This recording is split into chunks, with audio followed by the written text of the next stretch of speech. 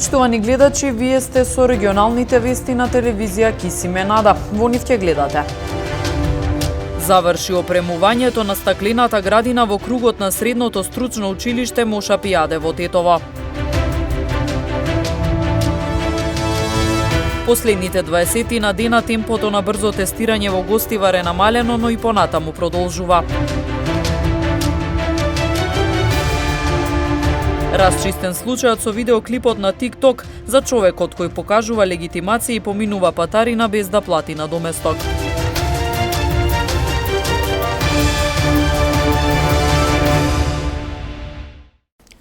Заврши опремувањето на стаклената градина во кругот на средното стручно училиште Моша Пијаде во Тетово. Истата ќе помогне во развојот на земјоделството во регионот, а бенефит ќе имаат и учениците кои ќе посетуваат практична настава во неа. Стаклената градина за одгледување растенија во регулирани климатски услови која е поставена во кругот на средното стручно училиште Моша Пијаде во Тетово во изминатиот период е целосно опремена. Таа ќе помогне во развојот на земјоделството во Полошкиот регион, така што ќе понуди простор за обуки за одгледување на најразлични земјоделски култури и изработка на бизнис планови. Конструкцијата на стакленикот е поставена преку проект на Министерството за земјоделие, а со заложби на училиштето преку проект Социјално фармерство. Истиот е доопремен. Опремата содржи систем за капка по капка наводнување со автоматска контрола на самиот тој процес, понатаму прихрана на истата, значи автомат за автоматско прихранување и регулација на влажноста и на температурата на воздухот во самиот стакленик. Затоа се уграден е компјутер и автоматика која што сето тоа го прави, што е дополнително интересно. Има веб апликација и мобилна апликација преку која може од далечина да се управува со условите во самиот стакленик. Значи не мора да се биде присутен доколку сакаме да отвориме вентилацијата, да ја намалиме температурата или да ја зголемиме влажноста на воздухот или на почвата во самиот систем. За таа цел има мерачи на температура, мерачи на влажност и сето тоа беше финансирано самиот проект. Покрај опремата во проектот финансираше и две обуки. Едната беше за запознавање на земјоделците за трендовите кои што се во земјоделието, односно за одгледување на култури во затворен простор, а исто така и професорите по бизнис успеа да им пренесат основи како се прави еден бизнис план, односно што треба се да предвидат.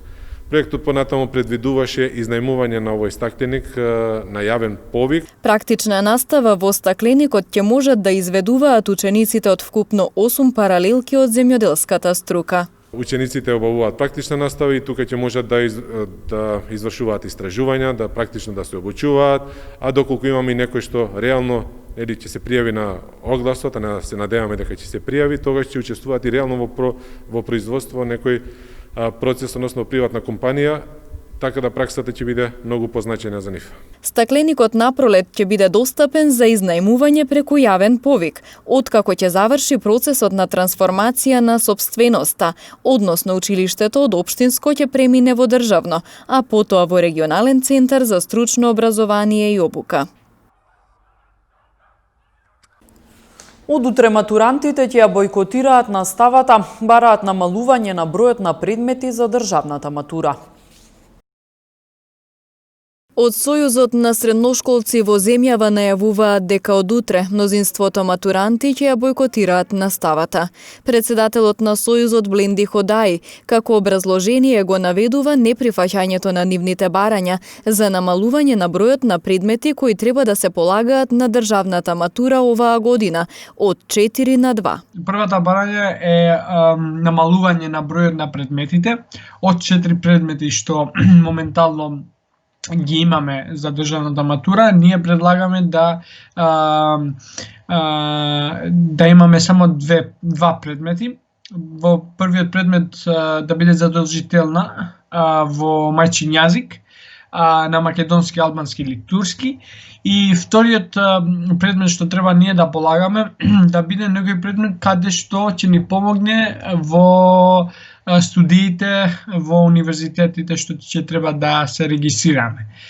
И другата барање е Министерството за образование и наука, исто така ДИЦ, Државниот испитен центар, да ги презентира како ќе се изгледат скратените програми и скратената курикула за испитот на државната матура, изучувана за време на COVID пандемијата. Овие барања беа предложени до образовните институции во последниот состанок што Сојузот, представниците на Сојузот на средношколци го имаат со министерката Царовска во 9 декември 2020 година, каде што ги презентиравме како дефинирани барања од страна на Сојузот на средношколците. Одговорот од Државниот испитен центар беше дека нема доволно време сега да се намалува бројот на предметите од 4 до 2. Ходај вели дека бојкотот ќе продолжи се додека нивните барања за модификација на содржината на државната матура не бидат прифатени од образовните органи. Во лабораторијата на Здравствениот дом во Гостивар од втората половина на ноември до сега направени се вкупно 750 брзи ковид тестови. Последните 20 на дена со стишувањето на коронавирусот, темпото на тестирање е намалено, но и натаму продолжува. Брзите антигенски тестови за откривање на коронавирус, кои во Гостивар беа воведени пред околу 2 месеци, се покажаа како значајна алка во справувањето со пандемијата. Тестирањето се спроведува во лабораторијата на Здравствениот дом, во посебни термини определени само за таа намена. Закажувањето оди преку матичните лекари, според симптомите на пациентите, а услов е тие да не траеле подолго од 5 дена. Чекање нема, односно наутро веќе може да се најде термин за тест истиот ден, а резултатите се добиваат за половина час. Во Гостивар досега се направени вкупно 750 брзи тестови за ковид. Екипите на Здравствениот дом продолжуваат да земаат брисеви и да испитуваат присуство на корона на овој начин и во наредниот период. Досега од нашите испитување имаме бројка од 750 испитаници. Целта ни е и обезбедена е бројка на тестови и за наредниот период се додека трае пандемијата, така да Министерството за здравство успеа да не обезбеди барем за во моментот имаме негде околу 2000 теста на располагање, кои што веќе почнавме да ги користиме и секојдневно ги работиме. И се надевам дека овој континуитет на тестирање ќе биде запазен и понатамо се додека имаме проблем со постоечкиот вирус. Последните 20 на дена со стишувањето на коронавирусот темпото на тестирање е намалено. Ако претходно имаше 25 до 30 пациенти дневно, сега оваа бројка е 15. Паѓа и процентот на позитивни од тестирани. Актуелно се добиваат од 15 до 25% позитивни резултати, за разлика од претходно, кога речиси секој втор тест беше позитивен. Карактеристично е што како и низ целата држава евидентно е пад на бројката и кај нас е тренд на позитивни резултати. Од досегашните испитувања изминативе 2, скоро 3 недели, факт е дека се движи со бројка негде од 15 до 25% од испитаните пациенти. Споредено со претходниот период, односно последните недели од минатата година, каде што се работеше за бројка од 40 до 50 од испитаните, факт е дека има намалување што се поклопува со епидемиолошката слика на општината Гостивар и во целост со државата. Брзите ковид тестови се бесплатни за пациентите. Со нив се овозможува поефикасно регистрирање на позитивните случаи и нивно навремено третирање и изолирање од околината, што е најважно во спречување на ширење на вирусот. Вице-премиерот задолжен за економски прашања Фатмир Битики не се согласува со констатацијата на независната угостителска комора дека угостителите не се поддржани наспроти сите останати сектори. Вице-премиерот повтори дека следната недела ќе се разгледа можноста за продолжување на работното време на угостителските објекти по 21 часот. Сметам дека угостителскиот сектор итекако е помогнат. Само ќе се вратам наназад.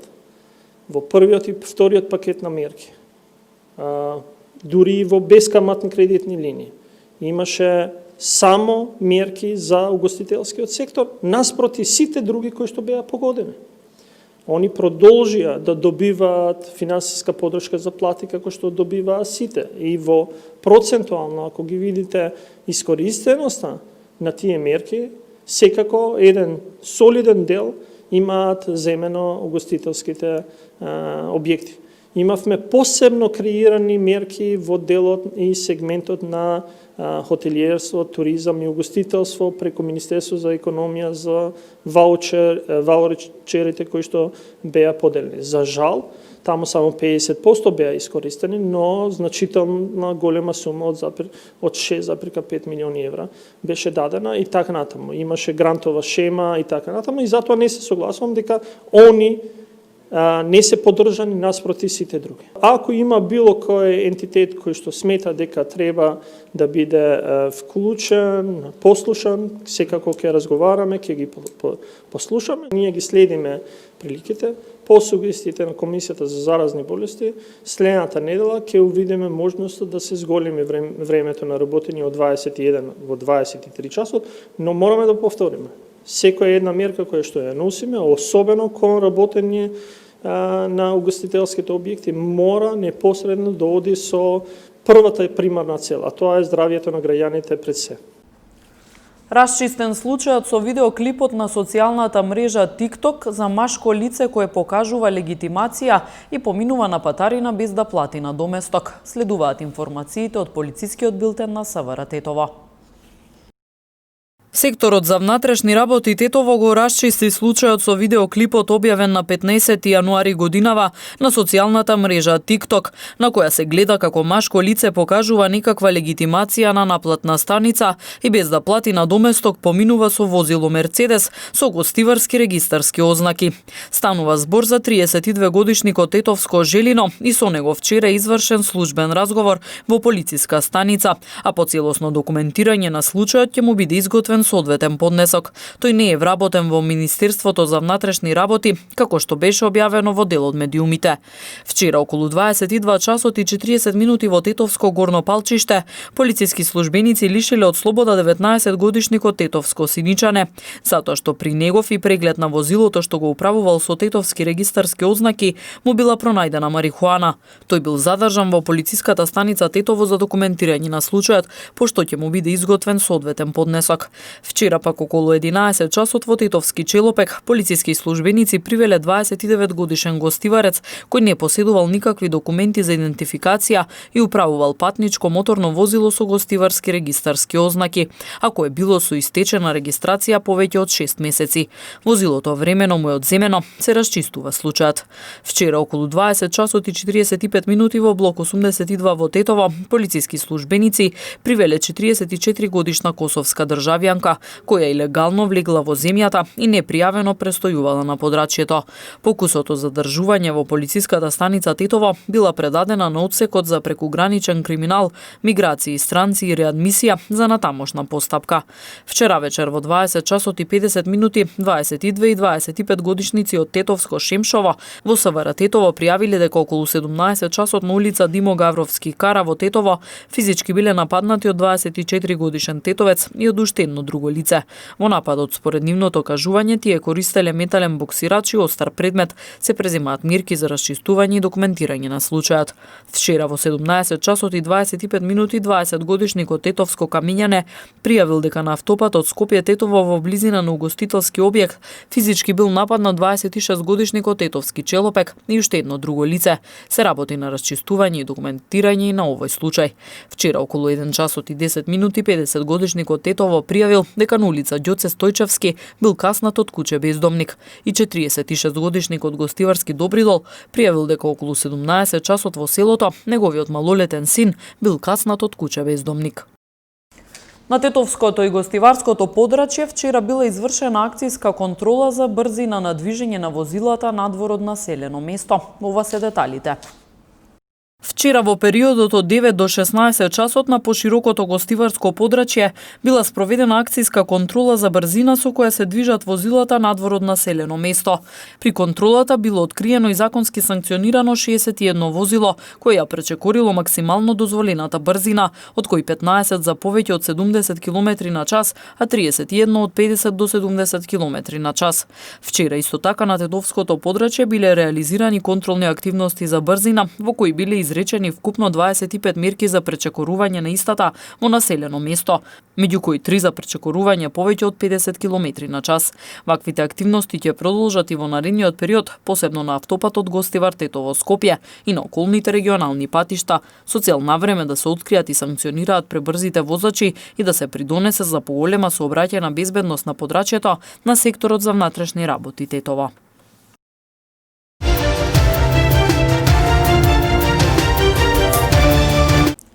Фудбалерите на Ренова подготовките за пролетниот дел ќе ги продолжат во Охрид, каде ќе се одиграат и неколку контролни надпревари. Екипата на Ренова ги продолжува подготовките за пролетниот дел од сезоната во првата македонска фудбалска лига. Откако заврши првата фаза која се реализира во Тетово, екипата од Джепчиште подготовките ќе ги продолжи во Охрид. Таму ќе се одиграат и неколку контролни надпревари кои ќе послужат за воигрување на екипата. 22 идемо у Охрид, где планирamo 4 пријателјски утакмици, неки се договорени, значи остае još само една. И мислим да ćemo спремни дочекат то првенство. Наш крајни cilj je to, значи да се обезбеди директно тај опстанак. Мислим да смо до сада довоđenjem ових играча створили едну здраву конкуренцiju gdje će biti, znači gdje smo htjeli stvoriti tu борбу за сваку позицiju и мислим да смо успели у томе. Екипата на Ренова во досегашниот тек од преодниот рок се засили со 6 фудбалери. Пристигнаа колумбиецот Мена Перес, Арлин Талити од Шкендија, голманот Вулнет Ислами од Кораб, Марко Гајич од словенечки Триглав, Арбен Тафа од Беласица и Фатјон Јусуфи од Шкупи.